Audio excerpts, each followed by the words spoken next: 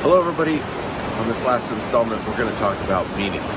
So far this week, we've talked about what incorporating wellness into a corporate meeting or event looks like.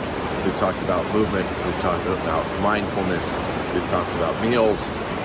Today, we're going to talk about meaning and what that means. Meaning, otherwise known as purpose, is really helping people at your corporate meeting or event connect to a bigger purpose, something that's outside of themselves and something that's bigger than them. Now, I've seen this done two different ways. I've executed it a couple different ways. I'll give you those examples in a second. But the point being is this gives people a sense of meaning and purpose. It helps everything make sense. And it's one of the core categories when you look at the Blue Zone documentary that people have in those areas where you have people living to be over 100. Because every day people get up with a purpose. So, how can we incorporate that into corporate meetings and events? Here's how I have done it and have had some tremendous results. At a company kickoff, because we invited the whole company, it wasn't just a sales kickoff, we did a thing in the afternoon where we helped build prosthetic hands. Now, people experience a natural circadian rhythm every day. We all do, all animals do, all people do, etc. And right after lunch, there's a term for that slump called the postprandial dip.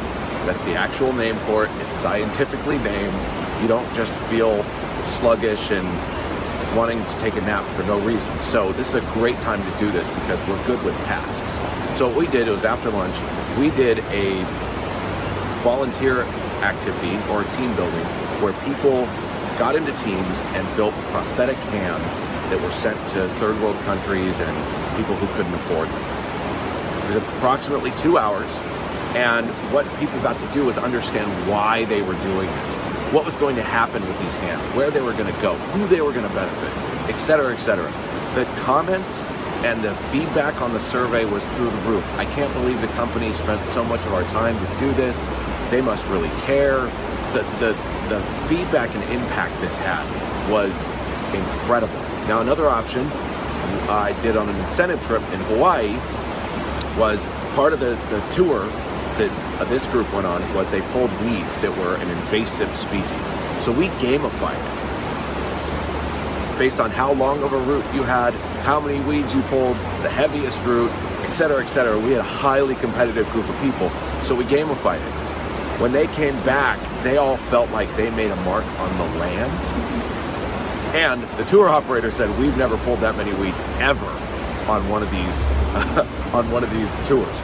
Now, the other thing is, I know I have some friends who have done other things. They've built schools on trips. They have done all kinds of other things. Travel is amazing. You get to go to these incredible places. So give people an opportunity to make an impact. Give people an opportunity to connect with the land. I talked to another friend of mine at a hotel in Central America, and they are partnered with a school where groups that come in can go volunteer at the school, be it painting, be it prepping lunch for the kids, whatever.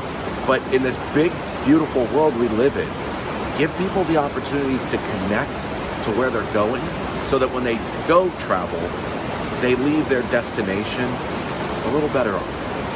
That's it. Thank you so much for listening for the week. I hope you find these tips helpful. And if you need any help implementing any of these, please feel free to reach out.